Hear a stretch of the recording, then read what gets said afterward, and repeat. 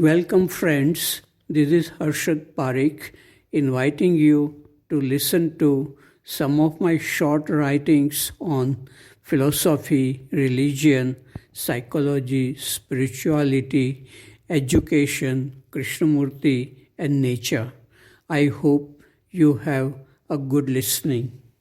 This is audio tape number 111, article number 734. It is about a dialogue with two friends in Rishi Valley in March 1981. We had a long, interesting dialogue in the old guest house where Krishnamurti lived in Rishi Valley. In the beginning, we listened to a dialogue Krishnamurti had with a group of people in Madras. Krishnamurti talked about corruption and the need to read the book of our own life. I said, when Krishnamurti was talking about corruption, I felt that thought is corruption because it destroys the purity of being.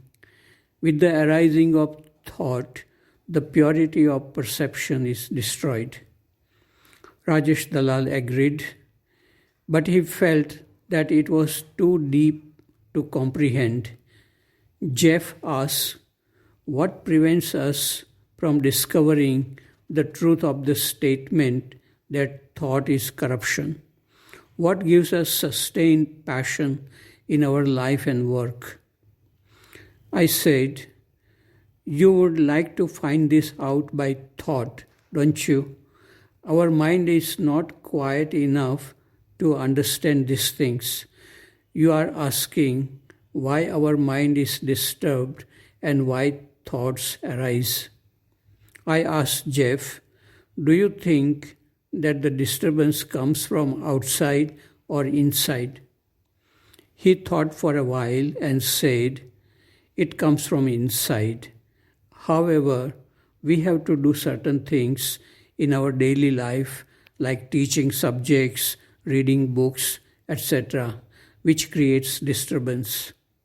I said, yes, that is one of the reasons for disturbance. But when we are not doing these activities, do not disturbance arise from inside? We must find out what is the source of thought. If we look at it from the scientific view, thought arises due to some electrochemical processes within the brain. Rajesh said, but that is not the cause. I said, yes, that is just the effect. The cause is somewhere else. When I try to find the cause, thought does not exist. There is nothingness. So, the cause of thought cannot be found through thought. Rajesh asks, how does suffering affect human beings? I said, that depends on the person. Either suffering brings a person close to humanity or it isolates him. Rajesh asks, let us consider a man who has isolated himself by suffering. How can you make him understand the truth of suffering? Has he any chance of being awakened? I said, suffering deteriorates the mind, and so it is difficult for such a person to understand or see the cause of suffering. Rajesh asks, is there no hope for such a man? I said, there are some factors which can affect such a man. If you can penetrate his heart by sympathy, love, or kindness, he may listen to you. Jeb said, yes, some wise people are good listeners, and that helps many people who are suffering from fear, guilt, and other psychological problems. I said, Krishnamurti talked about the need to read the book of one's life. I feel that the book is not complete. It is being written all the time. Is it possible to read it while it is being written? If we try to read it exactly at the time it is being written, we find that there is nothing to read because thought has come to an end. Reading is possible only after it is written. Take a pen and try to write something on a piece of paper. When the pen is in contact with the paper and it does not move, there is nothing to read because nothing is written. When the pen moves and something is written, then you can read it. The pen is the thinker and the writing is the thought. When both are in contact, there is oneness and there is nothing to read. Rajesh got the feeling of what I said but did not understand well. He said, without a goal in mind, is it possible to be discontented about what one observes? There is the feeling of being incomplete and not whole.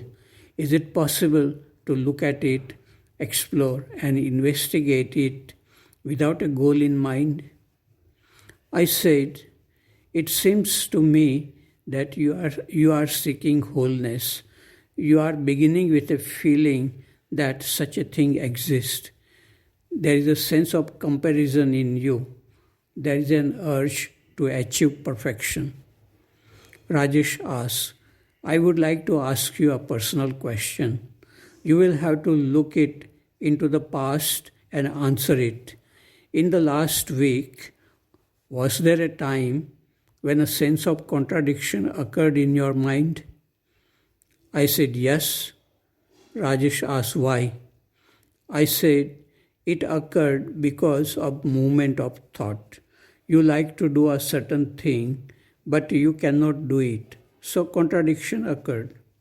Rajesh asked, don't you feel that you should be free from contradictions? I said no.